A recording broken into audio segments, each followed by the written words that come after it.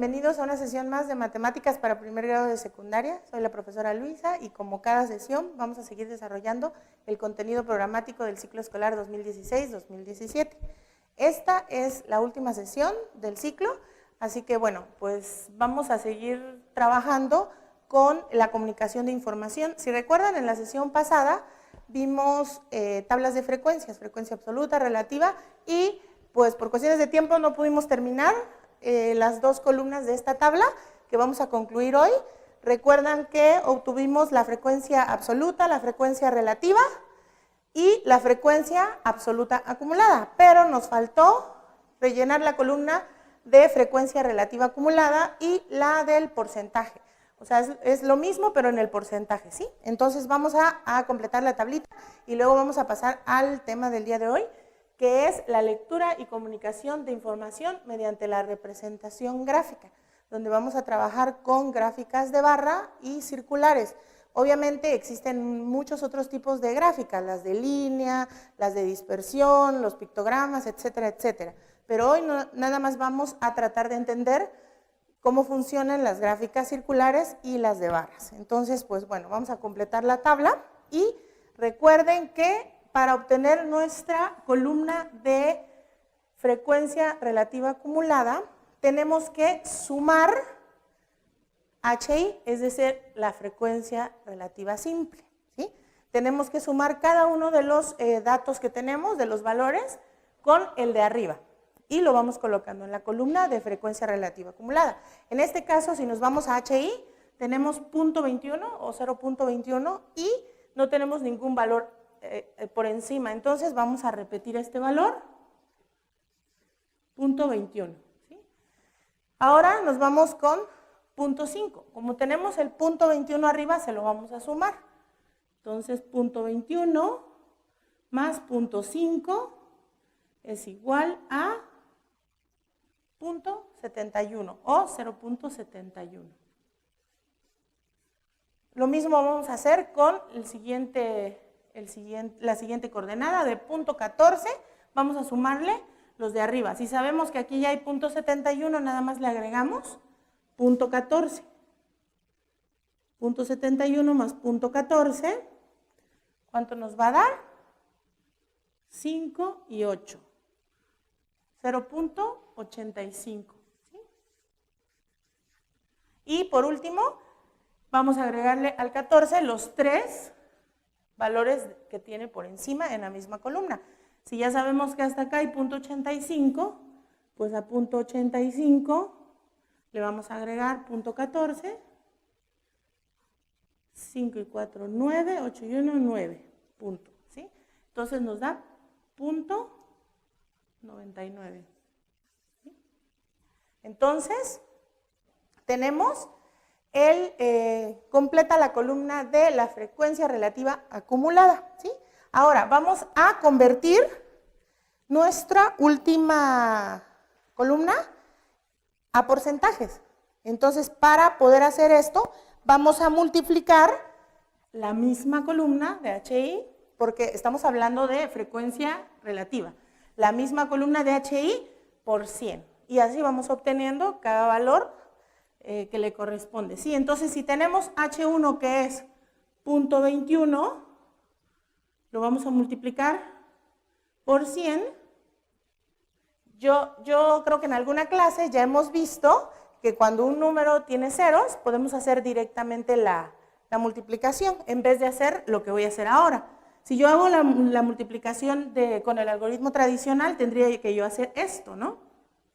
0 por 1, 0, 0 por 2, 0, 1 por 1, 1, 1 por 2, 2. ¿Sí? Tendría demasiado complicada una operación que es tan simple cuando se trabaja con 1 acompañados de 0, ¿sí? Entonces tendríamos aquí 2 puntos, punto. El punto acá, obviamente esto no se escribe y tenemos 21. Es decir, tenemos 21%. Pero si nosotros multiplicamos el 1 por el 21, tenemos, sin hacer toda esta operación, podríamos tener 1 por 21 es 21. ¿Cuántos ceros tiene el 100? Tiene 2. Y luego consideramos los 2 dígitos del punto y al recorrerlo tenemos el mismo resultado. Entonces esta es una forma, cuando trabajas con el 1 acompañado de ceros, para no hacer toda la operación podemos hacerlo directamente. Nosotros ya lo aprendimos antes cuando vimos aritmética. Entonces tenemos 21%. La siguiente, tenemos 0.5. 0.5 por 100. ¿Cuánto es? 1 por 5, 5. ¿Cuántos ceros tiene? 2. ¿Y cuántos dígitos para el punto? 1. Por lo tanto, tenemos 50%. ¿Sí? Entonces, ¿ya vieron qué fácil? Siguiente columna. Tenemos el punto 14. Punto 14 por 100. ¿Cuánto es? 1 por 14. 14 más los 2 ceros del 100. Y consideramos los 2 dígitos del punto. Tenemos 14%.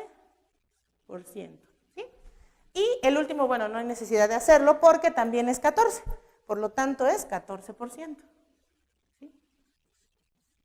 Entonces, aquí, si realizan la suma de este porcentaje, 50 más 20, 70, 80, 90, 98, 99. Es 99%. Esta columna debe dar 100% o aproximarse al 100%.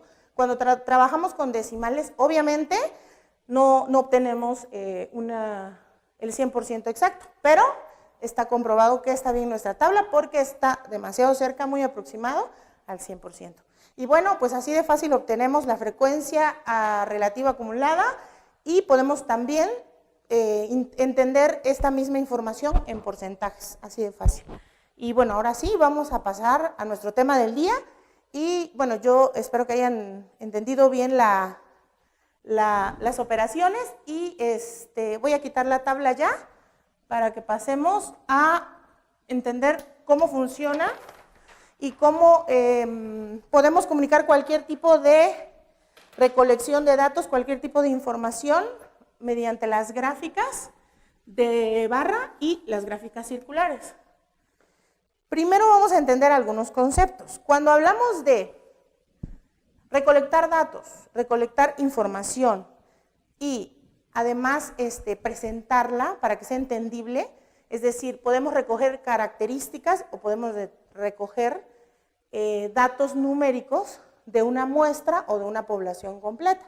Entonces vamos a entender algunos conceptos y vamos a ver primero lo que es la estadística, porque la rama de las matemáticas que se encarga de este manejo de datos, de la recolección de estos datos y de su presentación, es la rama de las matemáticas que se encarga de esto, es nuestra estadística descriptiva.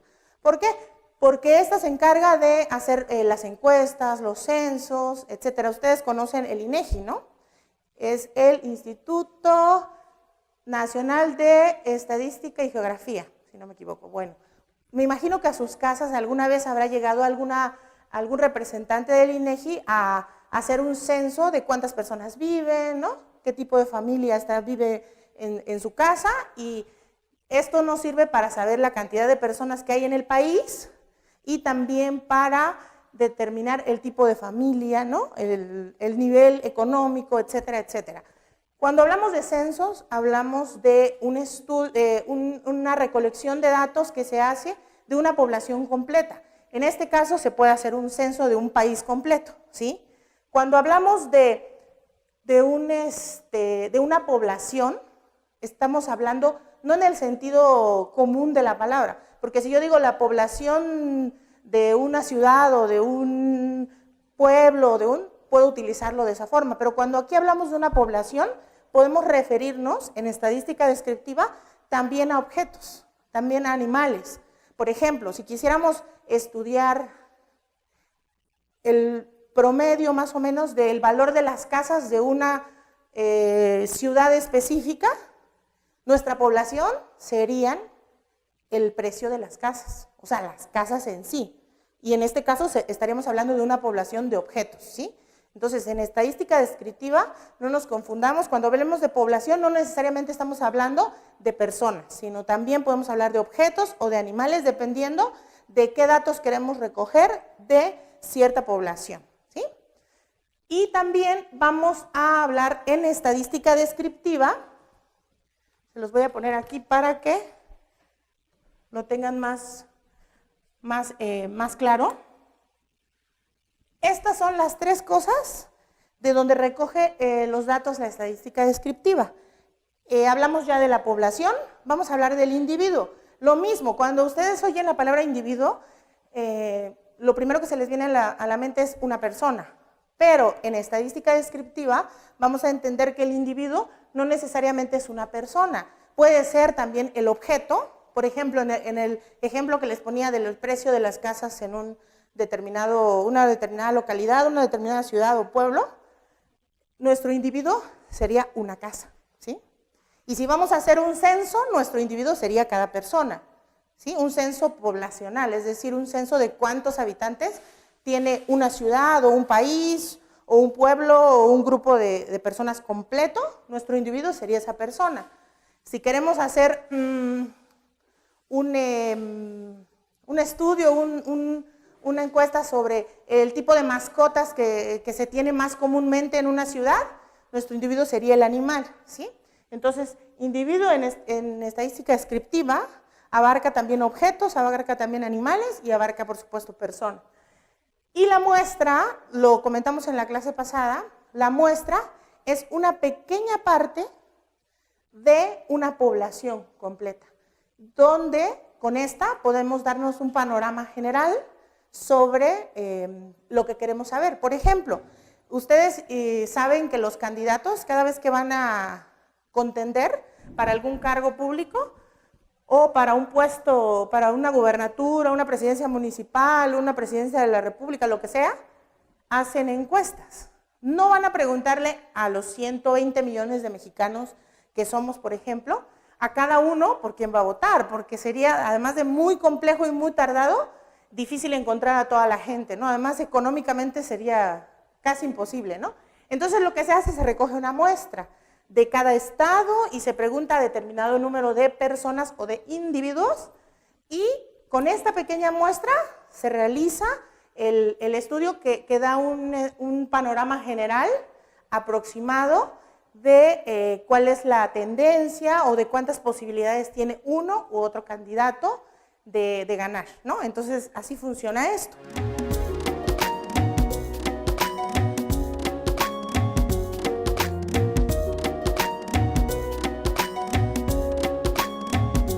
Ahora, vamos a ver los datos. Vamos a ver los datos, ¿sí?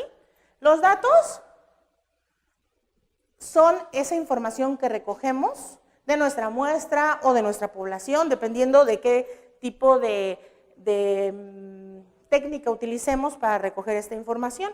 Vamos a poner aquí los datos y vamos a entender que los datos los podemos obtener no solamente de encuestas y censos, sino también de fuentes ya establecidas, o sea, ya publicadas. Por ejemplo, si ustedes quieren saber sobre la cantidad de indígenas, por ejemplo, que hay en México, seguramente ya hay gente que investigó y que recolectó datos sobre este tipo. Entonces, cuando uno quiere conocer sobre un tema en particular, puede obtener los datos para graficar y para entender esa información de fuentes de personas que ya se encargaron de hacer el mismo estudio, y de ahí puede obtener sus datos. También puede obtener sus datos de estudios, es decir, puede estudiar a determinada población o determinada muestra de población y puede obtener sus datos de estudiar y de la observación. Y por último, puede obtener sus datos de experimentos, es decir, puede obtener sus datos de realizar experimentos para ver el comportamiento o qué tipo de resultados arroja esa pequeña muestra o la población completa con determinadas técnicas, o sea, con preguntas, con encuestas o sometiendo a cierto panorama a este grupo de individuos, ya sea de objetos, de animales o de personas. Bueno, ahora vamos a entender que los datos pueden ser discretos o pueden ser continuos. Vamos a ponerlo aquí, no se me confundan. Estos son los tipos de datos, ¿sí? Pueden ser discretos o pueden ser continuos. Los datos discretos son los que arrojan resultados exactos, ¿sí? Por ejemplo, el número de hermanos siempre va a ser un número entero. El número de hermanos siempre va a ser un número entero. No van a tener 3.5 hermanos, ¿no? Jamás. Entonces, los datos discretos son siempre en números enteros. Y los continuos pueden ser números que no sean exactos. Por ejemplo, la velocidad de un coche, ¿sí? La velocidad a la que van los vehículos normal. O sea, puede ser 90.5, o sea, no son resultados exactos. Es decir, estos datos, o hay datos discretos que son exactos, es decir, la información que recolectamos es exacta, o continuos, donde hay un intervalo y además los datos pueden ser en decimales, es decir, los datos numéricos que recojamos pueden ser datos en decimal, ¿sí? Ahora, vamos a hablar ahora de las escalas de medición, es decir, una cosa importante en la estadística descriptiva es medir, ¿sí? Medir. ¿Qué se trata de medir? No significa medir como digamos el sentido común de la palabra que utilizamos en matemáticas, que es medir con una escala de medidas, con una regla, no se trata de esto. Medir aquí en estadística descriptiva se trata de comparar un dato con otro, ¿sí? Y a esta característica se le llama medida. Lo van a ver mucho más adelante cuando sigan viendo estadística, que hay una cosa que se llama medida, ¿sí? Esos son un tipo de datos que se obtienen de la comparación de valores, ¿sí? Y, bueno, después de medir, tenemos las escalas de medición. Hay distintas escalas de medición, ¿sí? Es decir, para medir los datos, la información que recojamos, podemos utilizar cuatro escalas de medición, que son la nominal, la ordinal, la de intervalo y la de razón. Vamos a ponerlas de una vez para que ustedes vayan checando. La de razón, la nominal, la ordinal y me falta la de intervalos, ¿sí?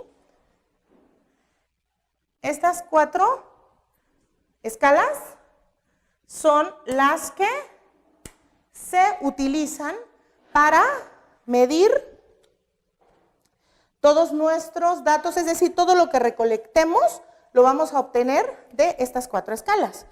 Y aquí les voy a explicar que la escala de intervalos, por ejemplo, esta escala nos da un intervalo, ¿sí?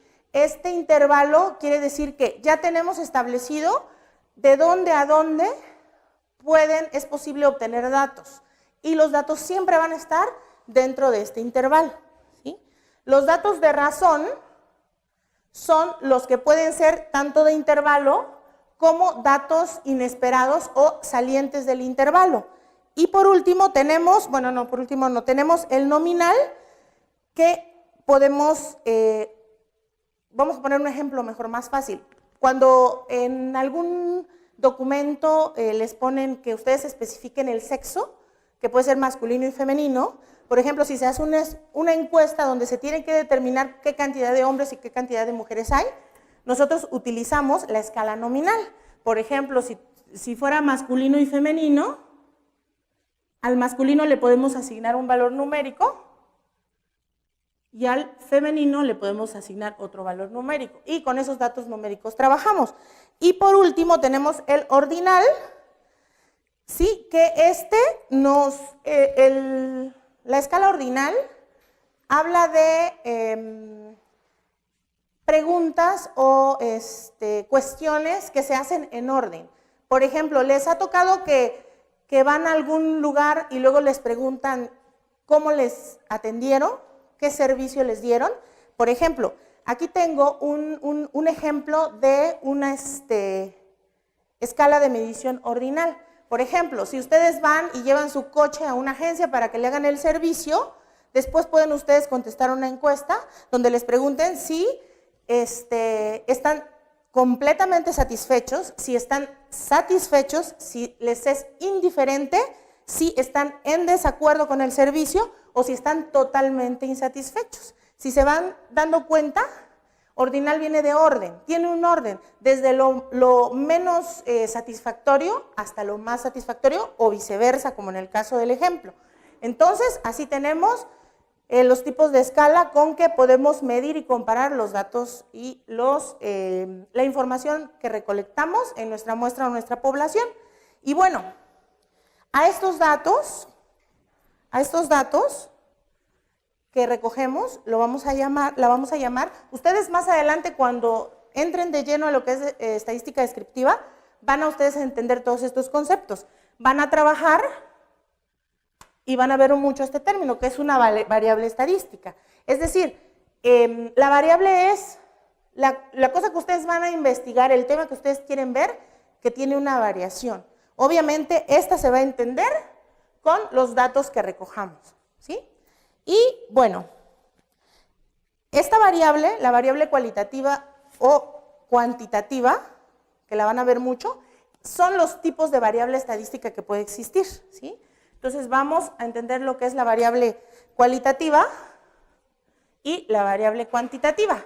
La cuantitativa, como bien lo dice, son los datos numéricos que recojamos, como el número de hermanos que tiene una persona, o etcétera, ¿no? Y la cualitativa habla de las características, ¿sí? Es decir, en nuestra muestra vamos a tener la estatura, el peso, el color de piel, etcétera. Y bueno, pues eso sería grandes rasgos de lo que se trata la estadística descriptiva y cómo manejamos la información que se recolecta. Ahora, vamos a ver algunos ejemplos de gráficas donde se presenta esa información que nosotros recogemos, la presentamos en gráficas. En este caso vamos a ver solamente las gráficas circulares y las gráficas de barra. Hay muchos tipos más, yo se los decía al principio, como los pictogramas, como las gráficas de dispersión, como las gráficas de línea, etcétera, etcétera. Las gráficas tridimensionales, hay muchas más tipos de gráficas, pero hoy nos vamos a enfocar nada más en comprender lo que son las gráficas de barra y las circulares. Este estudio se realizó a 120 estudiantes para determinar su deporte favorito. Y aquí tenemos los porcentajes. Por ejemplo, si quisiéramos saber cómo estuvieron las ventas, qué se vendió más en una tienda, en un restaurante, en un café, tenemos una gráfica aquí circular o también conocida como gráfica de pastel, en la que podemos entender toda esa información y todos los datos que recolectemos en forma de gráfica. ¿Sí? Vamos a tener aquí otra que también es de barra. Entendamos que las gráficas de barra pueden ser verticales o pueden ser horizontales, ¿sí? Aquí tenemos un censo poblacional de habitantes según la edad. Lo que queremos saber es el rango de edad de toda una población, un censo, ¿sí? Y, bueno, aquí tenemos